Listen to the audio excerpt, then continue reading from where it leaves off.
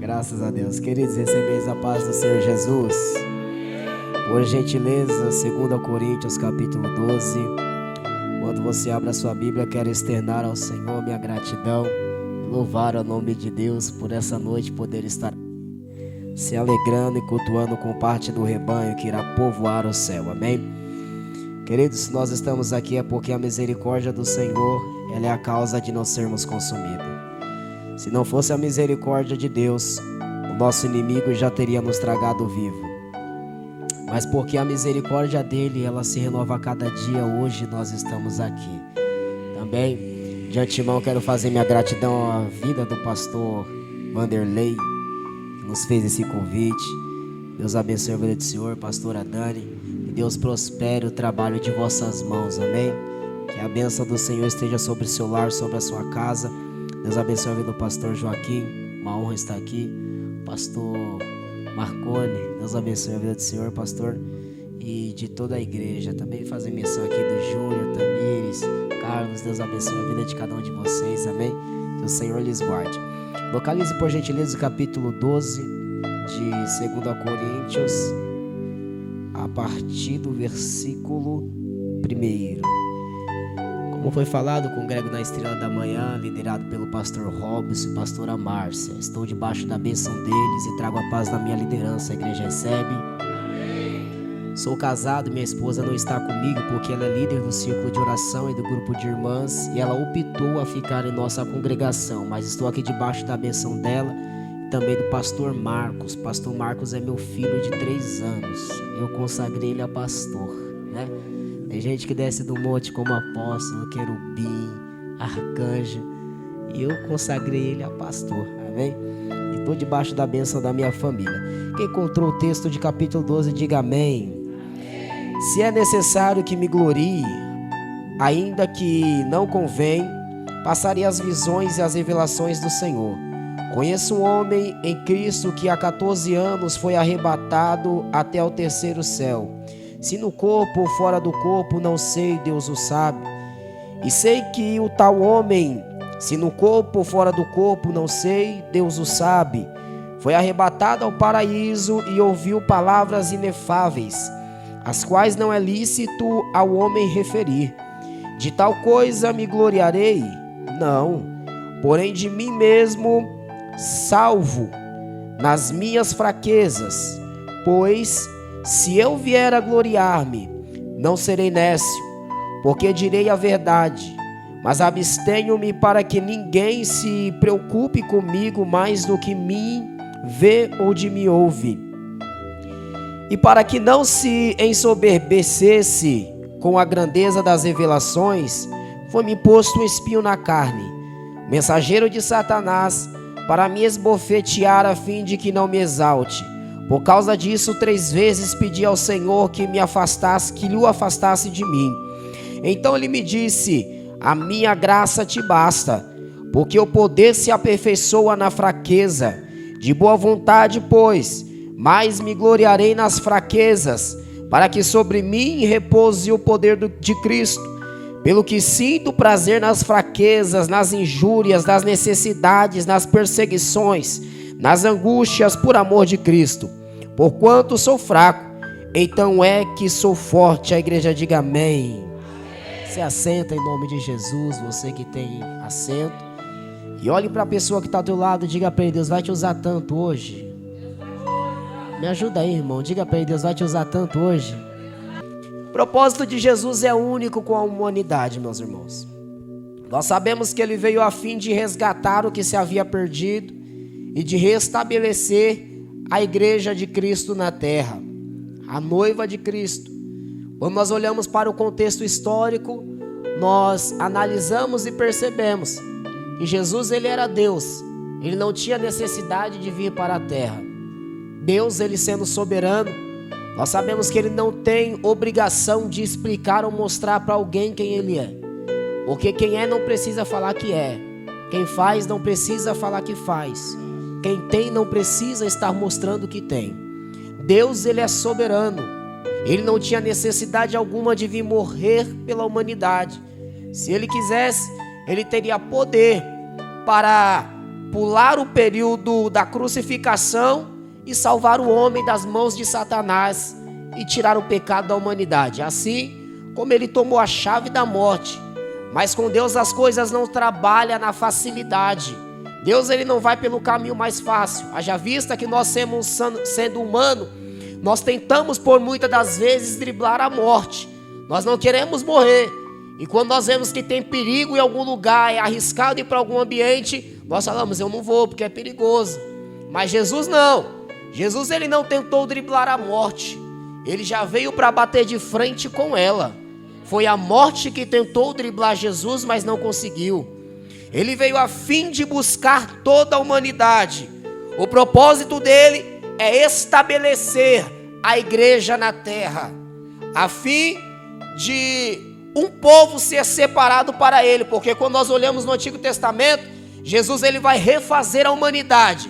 Por intermédio de Noé, ele vai reconstruir uma humanidade que havia sido destruída pelo dilúvio. Porém, a partir de Abraão, Deus ele não faz uma nação, mas ele faz uma nação separada, porque é o povo adquirido, vai ser o povo hebreu, o povo de Israel, que Deus vai estabelecer como luz em meio às trevas, porque assim a terra vivia.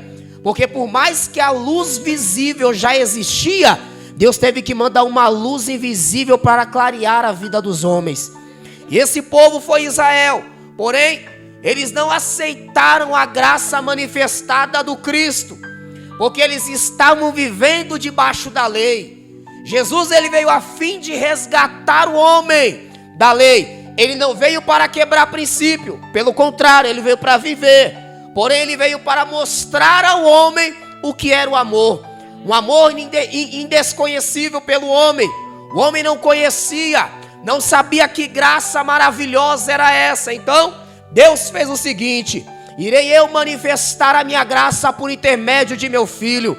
Jesus ele vem. O período interbíblico que dura aproximadamente 420 anos. Vai ser o período em que Deus se cala com a humanidade. Deus não fala com ninguém. Por quê, Mateus? Porque Deus usava profetas para falar com o homem. Deus levantava os seus servos. Mas quando nós olhamos para o contexto, nós sabemos que aqueles profetas eram mortos pelos homens daquela época. Por quê? Porque por mais que eles falavam a verdade, eles amavam a mentira. Jeremias vai ser alguém que no meio de uma geração que amava a mentira, ele vai vir pregando a verdade e quebrando o protocolo. Essa é a diferença de profeta. Porque profeta que é profeta, ele não fala o que o homem quer ouvir, fala o que Deus manda. Jeremias ele vem a fim de fazer a vontade de Deus e não a do homem. Porque ele sabia que por mais que ele fizesse algo para agradar o homem continuaria falando mal. Então pega essa chave. Não importa o quanto você fará por alguém, um dia eles irão falar de você. Jesus não foi diferente. Quando ele veio para a terra, ele fez o máximo que ele podia pelos homens. E você sabe o preço que ele recebeu. Você sabe o que os homens fizeram com Jesus. E com os profetas não vai ser diferente. Quando Deus usa eles para falar com a população, eles viram as costas para Jesus. Jesus está insistindo no homem. Jesus está enviando profeta. Jesus está enviando anjo. Mas chega uma época que Jesus já não quer mais insistir na humanidade. Enquanto eu bebo água, você dá glória. Essa água é minha? Pode dar glória aí. Jesus ele insistia na humanidade. Porém o homem virava as costas para Jesus. Virava as costas para Deus, perdão. Enquanto Deus falava com eles, eles não davam ouvido. Chega uma época em que Deus não vai falar com o homem. E algo gritante o Espírito falou ao meu coração aqui. Por quê, Mateus? Porque eu sei que eu prego pra gente nessa noite que você já insistiu demais em pessoas. Já lançou demais o convite, convidando para ir para a igreja, convidando para ir orar, convidando para buscar Deus. E chega uma hora que cansa. Chega uma hora que a gente não quer mais insistir. Então pega essa chave aqui nessa noite. Muitas das vezes o maior grito que você pode dar para alguém é o silêncio. Porque quando você insiste demais nas pessoas, pastor Vanderlei, alguém vai olhar para você e vai dizer: olha lá, chato tá vindo de novo me chamar para ir para a igreja. O chato me chamando de novo para ir para a igreja. Deixa eu te falar algo. Deus ele insistiu no homem dizendo: arrependam-se dos vossos pecados. Quem é de Bíblia vai me entender e vai saber que os cativeiros que o povo judeu viveu foi por causa de idolatria, porque se esqueceu dos preceitos de Deus e veio adorar a carne, os seus prazeres, os seus belos prazeres que eles desejavam e queriam ter, porque para eles o Deus devia ser visível, deveria ser alguém que eles enxergassem, que eles conseguiam tocar. Mas o nosso Deus, ele não é visível, ele é invisível, mas nós sentimos o seu poder e a sua graça, porque haja vista que por mais que o macumbeiro, o espírita, eles vejam os demônios que eles buscam, o guia que eles buscam, quando a coisa aperta, demônio não está com eles. Eu te provo na Bíblia, quando 3 jovens são lançados dentro da fornalha, Nabucodonosor está olhando de longe e vai perceber que ali ele tinha jogado 3, mas havia 4 homens. E deixa eu te falar, quem estava lá dentro não era malandro velho, quem estava lá dentro não era pombagira, Zé Pilintra, Sete Sai, não era demônio algum. Quem estava lá dentro era o Senhor dos exércitos que estava com eles. Porque quando a coisa aperta, guia abandona. Quando a coisa é estreita, o guia sai fora da vida dos macumbeiros. Agora do crente não. Quando a coisa aperta, Jesus está com ele. Pode estar dentro da fornalha, pode estar na tempestade, pode estar na cova do leão, Jesus vai estar do seu lado. Eu estou pregando para alguém nessa noite que o Senhor está mandando dizer: comece a priorizar a minha presença, porque nós estamos em guerra. Nós chegamos em uma época onde a igreja não pode parar de orar mais. Chegamos em uma época, pastor Vanderlei, onde a igreja se buscava, tem que buscar dobrado. Por quê? Porque é tempo de guerra espiritual. Estamos vivendo uma guerra fria, uma guerra silenciosa, onde o homem não consegue ver, os olhos da carne não conseguem enxergar, mas quem tem visão espiritual entende o que eu estou falando. Quando nós olhamos para a Bíblia, nós vemos que Jesus, ele vai dizer que um reino dividido, ele não subsiste. Olha para o nosso país, está dividido, um está dizendo eu sou de direita, outro está dizendo eu sou de esquerda. Eu não, eu sou da Bíblia, mas porque o país está dividido, olha para quem está do teu lado, diga para ele: se as coisas estão feias, diga para ele, fica tranquilo, porque vai piorar. E olhe para cá, essa época aqui que Deus usava os profetas, ninguém ouviu, Deus se calou. Agora entre o período interbíblico, Deus não fala com o povo começa a clamar a Deus. Deus não está respondendo a oração de ninguém, Deus ouve, mas ele não responde. Uma coisa é Deus ouvir, outra coisa é ele responder. Tem muita gente que Deus ouve, mas já esqueceu, não quer responder mais. O problema aqui é que o povo queria incessantemente agora a libertação da parte de Deus. E quando Deus olha para o homem, Deus já vai vir quebrando o protocolo humano. Ele vai enviar o seu filho, que vai ser gerado no ventre de uma mulher que era virgem, aonde homem nenhum consegue explicar como é que isso pôde acontecer, mas Deus é assim. Ele não explica o que ele faz, a gente só vive o que ele manda a gente viver. Quando ele decide fazer isso, a criança é gerada. Aos 12 anos Jesus está sentado com mestres e doutores. Quando Jesus está sentado com eles, alguém vai olhar para Jesus e vai perguntar: de onde essa criança tira tanta sabedoria? Mas ali era Jesus. A partir dos seus 12 anos, Jesus some no quadro histórico e não aparece mais. Ele vai aparecer na Bíblia com 30 anos de idade. É quando Jesus se apresenta. Mas quando ele se apresenta no capítulo 4 de Mateus, vai dizer o seguinte: que quando Jesus se apresentou, ele não se apresentou com uma coroa na cabeça, ele não veio montado no cavalo, não. Quando Mateus capítulo 4 vai mencionar a respeito de Jesus, vai dizer: e ele foi conduzido para o deserto. Jesus não foi para o trono, ele foi para o... É necessário entendermos que todo começo vai ser difícil, porque quem tem ministério grande não vai começar em lugar grande, vai começar... Só que o problema de algumas pessoas é que não quer ter paciência para isso. E quando Jesus ele é conduzido, perceba que o texto ele vai dizer, ele é conduzido, ele não vai porque ele quer, ele vai porque o Espírito envia. E eu estou pregando para alguém nessa noite que Deus está mandando te dizer: tu vai começar aí onde meu Espírito te enviar.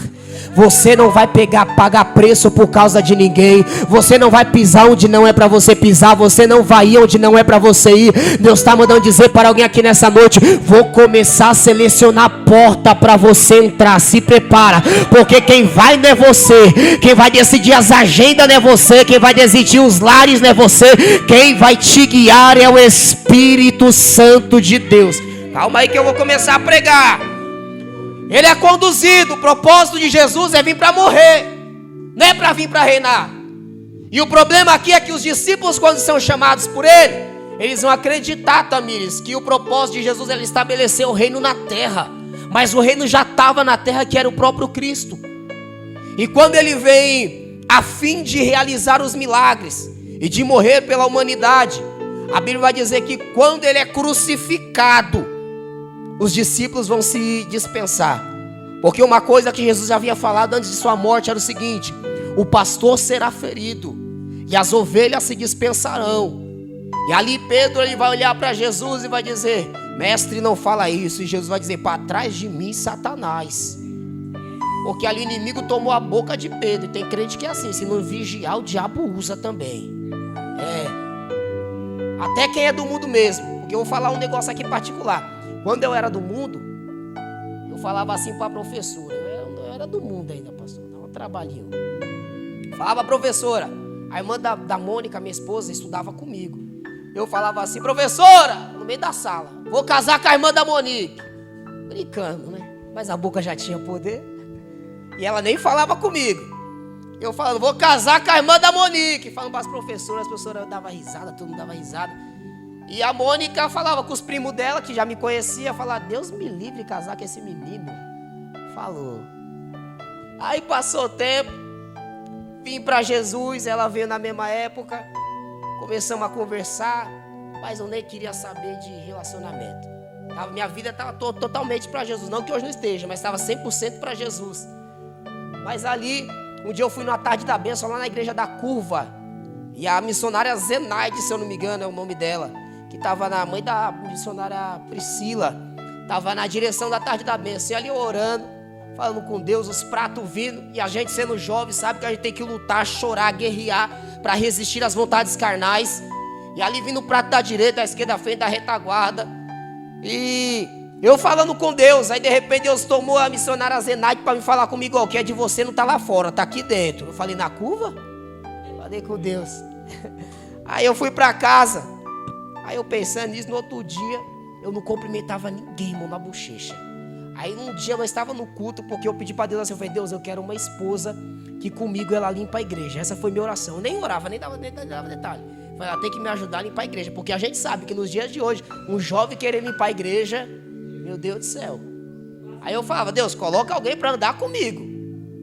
E ali eu reparei que ela vinha, nem congregava comigo, irmão. E ela limpava a igreja comigo, eu comecei a falar: oxe. Falei assim. Aí depois a irmã começou a me cumprimentar na bochecha. Eu falei: Jesus. Aí eu falei: ela, vamos orar, vamos. Pela graça de Deus, Deus ajudou. E hoje nós estamos juntos, para o mundo por longos tempos. Mas o que você quer dizer com isso, Mateus? Que a tua boca tem poder. Profetiza sobre o seu lar. Na hora que viu estresse em você, não amaldiçoa, abençoa. Porque a tua boca tem poder. A tua boca tem muita força. A fé que está em você vai mover montanhas, vai mover corações. E olhe para cá. Quando Jesus ele está fazendo o propósito, cumprindo o propósito na terra, ele vem a falecer. Ele vem a morrer pela humanidade. A agonia da cruz vai ser dolorosa. Mas quando Jesus é crucificado, é tirado da cruz, é posto no túmulo, os discípulos vão se dispensar. Pedro vai voltar a pescar. Os discípulos vão ficar alguns reunidos dentro de uma casa com medo de morrer. 2 estão descendo o caminho de Emaús, que é Cleopas, o outro eu não sei o nome, porque a Bíblia não revela. E de repente, quando eles estão passando por esse período, a Bíblia vai dizer que Jesus se apresenta para eles ressurreto. Porque Jesus ele ressuscitou. Porque quando ele havia falado para os seus discípulos: eu morrerei, mas ao terceiro dia eu hei de ressuscitar. O problema sabe qual que é? Que eles lembrou que Jesus morreria, mas esqueceu que Jesus ia ressuscitar. Jesus te disse que você teria promessa, que você teria um propósito. Então fica tranquilo, porque como foi falado aqui hoje, o vento vem, mas o vento que Deus está mandando hoje é para te empurrar até o propósito que Ele tem para a tua vida. Eu vim pregar para alguém nessa noite que o céu está mandando dizer: ei, eu não me esqueci de você, não me esqueci da promessa, não me esqueci do propósito, não me esqueci da aliança. Deus diz para alguém nessa noite: o vento que vem não é para te parar, mas para te empurrar. Ressurreto, Jesus vai ficar com eles um período de 40 dias. Quantos dias? É o período dos dias de Pentecostes. Duravam 50 dias, mas Jesus ficou 40, conversando a respeito do reino, conversando a respeito do arrebatamento.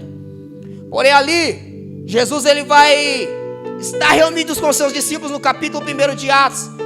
E ali a ascensão vai ser realizada.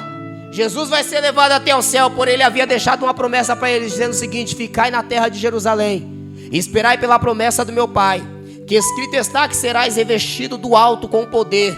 E ali os discípulos vão ficar um período de 10 dias orando ao Senhor, unanimemente esperando pela promessa. 500 pessoas estão reunidas, mas porque os dias estão se passando, 380 vai se retirar, apenas 120 fica. Mas Deus não está preocupado com quem foi, está preocupado com quem ficou. Porque a promessa não é para quem vai, é para quem? Então fica tranquilo, se você está onde Deus falou para você estar, a promessa vai chegar. Os discípulos estão lá orando. O batismo com o Espírito Santo chega. Pedro está pregando e quase 3.000 almas aceitam a Jesus. Passa-se um período, Pedro ele vai começar a estabelecer a igreja lá na Judeia. Ele está pregando em Jerusalém, está levando a mensagem. No capítulo 10, Pedro ele está indo para a casa de um centurião por nome Cornélio, aonde Deus havia o enviado. E Pedro, ele sendo judeu, ele tinha medo de estar com pessoas que eram gentias. Por quê? Porque na lei judaica um judeu não podia estar com quem era gentil. Mas Deus envia Pedro. E quando Pedro ele vai, ele recebe uma visão da parte de Deus antes de ir. Um lenço que desce do céu com 4 pontas e um animais. E Deus fala para Pedro: Pedro, mata e come. Pedro vai olhar para Deus e vai dizer o seguinte: como eu poderei comer algo impuro? Deus olha para Pedro e fala: não digas que é impuro, que eu já santifiquei. Era Deus dizendo para Pedro: Pedro, tu tá falando o que, rapaz? Se eu já santifiquei Cornélio e você tá ainda falando mal do homem. Sabe qual é o nosso problema? É querer falar de quem caiu quando outrora estava de pé. O nosso problema é esse, que quando nós precisávamos nos ajudou, mas caiu, não presta mais. Mas Jesus não. Quando as coisas estão boas Ele está conosco, mas quando as coisas estão ruins Ele continua com a gente. Oh glória. E olhe para cá. No capítulo 9, Deus encontra Paulo. Paulo ele vai se converter. Porém, quando ele se converte, você conhece o contexto histórico. Alguém vai olhar para Paulo e vai chamar para a obra. Porém, vai dizer: Paulo, fica aqui na cabana algum tempo, que a gente volta para te buscar e depois nós vamos fazer a obra. Porque as coisas estão feias lá fora, e se alguém te ver, vai te matar. Paulo ele vai ficar, não é 1, não é 2, não é 5, não é 10, 14 anos, esperando os sacerdotes que falou que ia buscá-lo para fazer a obra, dentro de uma tenda. Eu falo para você, se eu estou no primeiro amor, se eu estou conhecendo a Jesus, e alguém que é pastor fala para mim: Mateus, fica aqui que depois a gente vai fazer a obra. Meu coração queimando para fazer a obra. Mas passa 10, 14 anos e a pessoa me abandona lá. Só sabe a dor do abandono quem já foi abandonado. Só sabe como é difícil ser rejeitado quem já foi rejeitado. Paulo ele está se sentindo rejeitado ali naquele lugar. Porém Paulo ele está costurando, está se distraindo. E Deus fala para alguém por nome de Barnabé: Barnabé, vá até a casa de Paulo, busca ele. Imagina o Barnabé chegando lá com medo, batendo na tenda, dizendo: Paulo, você quer fazer a obra ainda? Porque perceba que Paulo ele era matador. Ele não gostava de crente, não gostava de cristão. E ainda mais depois disso que fizeram com ele. Alguém bate na porta dizendo: Paulo, vamos fazer a obra. Talvez Barnabé esperou Paulo ficar doido e meter a faca nele. Mas quando Paulo chega, Paulo fala: eu estou 14 anos esperando fazer a obra, vamos embora. Agora que o Espírito de Deus testificou em meu coração aqui, sabe o que foi? É que aqui no livro de 2 Coríntios, no seu capítulo 12, Paulo está pregando para a igreja. Ele está instruindo a igreja na palavra do Senhor. Em 1 Coríntios ele vai receber uma carta de alguns irmãos, porque aqui ele não estava em Coríntios, ele estava em Éfeso. E quando ele recebe essa carta, ele vai ver, eu tenho que voltar para Coríntios, porque alguém falou a circunstância que a igreja estava vivendo, porque a coisa estava feia lá, a imoralidade tinha tomado conta, os belos prazeres dos homens estavam acima de tudo, o amor já não existia mais na igreja de Coríntios. E Paulo ele vai fazer o seguinte: vou voltar para Coríntios. Quando ele volta para Coríntios, pastor Vanderlei, ele vai doutrinar a igreja e vai corrigir. No capítulo 3 ele vai dizer o seguinte para os irmãos: ei, eu falo para vós como falo com crianças, porque uns estão dizendo eu sou de Paulo, outros estão dizendo eu sou de Apolo. E Paulo vai dizer o seguinte: Apolo plantou, Paulo regou, mas quem dá o crescimento é Deus. Paulo ele está doutrinando a igreja, ele está dizendo, eu posso dizer em verdade que alguns estão no leite, outros já estão em comida sólida. Eu queria falar com vocês como maduro, mas eu tenho que falar como criança. Por quê? Porque eles estavam com a meninice. Era Paulo dizendo, eu queria pregar coisa mais profunda para vocês, mas vocês estão rasos demais. Ei, no capítulo 11, Paulo ele vai trazer agora um contexto santo para a igreja. Por quê? Porque o amor tinha saído, missionária Teresa. E aqui Paulo ele vai dizer o seguinte: eu sei que quando vos reunis, não é para melhor, senão para pior. Aqui está falando a respeito da Santa Ceia do Senhor. Ele vai dizer o seguinte: eu sei que reunis não é para melhor, mas para pior. Porque em verdade eu vos digo que eu tenho escutado que há entre vós contendas e heresias. Era Paulo dizendo o seguinte: eu sei que vocês estão se reunindo, não é para participar da ceia do Senhor, é para ter contenda. Porque eu vou falar para você algo sério, com todo temor e tremor, algo que nós vivemos em todas as igrejas hoje em dia. O culto de Santa Ceia era para ser o culto de maior comunhão. Mas hoje em dia o problema é que algumas pessoas se reúnem na Santa Ceia para ver quem vai tomar a ceia e quem não vai. A Santa Ceia é um culto único, por quê? Porque é o único que começa aqui na terra e vai ter continuidade no céu. Oh glória, a pastora entendeu. Porque Jesus, Deus, ele tem uma Santa Ceia preparada para nós lá em cima. Aqui ele está arrebentando a igreja de Coríntios. No capítulo 12, ele vai falar a respeito dos dons espirituais. Ele vai dizer o seguinte: a uns Deus deu o dom de profetizar, a outros deu o dom de falar em línguas, a outros deu o dom da palavra, do conhecimento, outros da ciência, outros da interpretação de língua. Porém o mesmo Espírito opera em todos. Era Paulo dizendo, o Espírito que trabalha em você é o Espírito que trabalha nele. Então para de querer se achar mais santo, mais crente, mais melhor ou pior. Porque aqui nós não vamos ver na Bíblia Deus olhar para a terra e dizer, tá vendo, meu servo profetiza como ninguém. Nós não vamos ver na Bíblia Deus olhar para a terra e dizer, tá vendo, fulano prega com ninguém. Mas quando nós olhamos para a Bíblia, nós vamos ver que Deus ele vai olhar para Satanás e vai dizer, tá vendo, meu servo Jó, obediente, sincero, reto, foge do mal. Ei, dom não salva ninguém, não alegra Deus, porque o dom quem dá ele, mas caráter quem tem que ter, alabai, quem tem que ter é você. Porque a diferença aqui é que dom não salva. Dom pode salvar os outros, mas não salva você. Agora o caráter que você tem vai salvar não só você, mas quem está em volta. Alguém vai olhar para você e vai dizer, ele é diferente, ela é diferente. E Deus manda dizer para alguém aqui nessa noite, a mesma mudança que eu fiz em Paulo, eu estou fazendo em crente aqui hoje.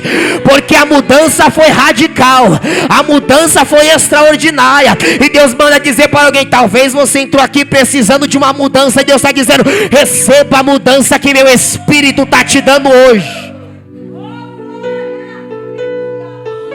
O capítulo 14, Paulo ele vai dizer o seguinte, ainda que eu falasse a língua dos homens e a língua dos anjos, se eu não tivesse o amor, de nada me valeria.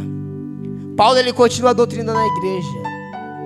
Agora quando ele chega no livro de 2 aos Coríntios, agora ele está massageando o povo. Aqui quando ele fala aos seus discípulos, fica de pé, Fica de pé. Quando ele fala para os seus discípulos o seguinte, aqueles que estão na igreja: ei, eu conheço um homem, que se eu não sei se em carne ou em espírito, ele foi levado até o terceiro céu. E lá ele viu tanta revelação, que não é lícito falar para homem humano. Aqui eu estou te falando algo que Paulo viveu. Porque esse homem que Paulo está mencionando é ele mesmo. Porque lembra dos 14 anos que ele viveu dentro de uma tenda, esquecido por todo mundo, Tamires? Alguém achou que Paulo estava a ponto de desviar ali. Por quê? Porque Paulo estava desaparecido. Ninguém estava vendo Paulo. Ninguém estava enxergando Paulo. Alguém vai pegar isso aqui. Eu estou pregando para alguém que talvez você acha que ninguém está te enxergando, mas Deus está te vendo. Eu estou pregando para alguém nessa noite, para quem é espiritual vai entender o que eu estou falando. Que tu tá igual Paulo, tá dentro da tenda, mas está vivendo com Deus o que nunca viveu. Eu estou pregando para a gente nessa noite que o céu está mandando dizer: é no tempo que você está escondido que eu vou te revelar as coisas mais ocultas do céu. Eu vim pregar para alguém nessa noite que Deus está mandando dizer: é hora de você mergulhar no rio de Ezequiel 47, no rio que você só pode passar a nado. Por quê? Porque quanto mais fundo você for, mais de Deus você vai receber. E eu venho pregar para alguém nessa noite, na autoridade do Espírito Santo de Deus, para te dizer: Deus não te chamou para sentar numa cadeira e esquentar o banco. Deus te chamou para quebrar protocolo e resgatar as almas que estão na mão de Satanás. Ei, tu já é salvo, e Deus está dizendo para você: é hora de você salvar alguém. Se prepara, porque o tempo de vida espiritual está chegando para você. Estou pregando para homens e mulheres aqui, que Deus manda dizer: recebe o capacete, recebe a couraça, pega o escudo, calça a sandália, pega a espada, porque é tempo de guerra, é tempo de luta, não é tempo de parar. Nós vivemos em uma época, pastor, onde tudo é lícito e tudo convém. Alguém está olhando para a igreja e está dizendo: esses crentes não tem amor, não aceita o homossexual, não aceita a lésbica, né? Não aceita a prática, mas eles podem vir. Porque alguém está olhando e está dizendo: o evangelho é da cor LGBT, né? Não, o evangelho é vermelho. Por quê? Porque o sangue que foi derramado na cruz foi o vermelho carmesim. E eu vim pregar para alguém nessa noite, na autoridade de Deus como profeta, para te dizer: o sangue de Jesus está chegando na tua casa. O sangue de Jesus está salvando quem está longe. Tu já está no fogo e Deus vai trazê-los para o meio do fogo. Olha para quem está ao teu lado, diga para ele: é hora. Diga com fé: é hora de despertar. Diga para ele: Deus te chamou para uma boa obra. E diga mais: se prepara, porque o novo tempo, profetiza para ele, um novo tempo espiritual chega na tua vida. Aplaude a Jesus.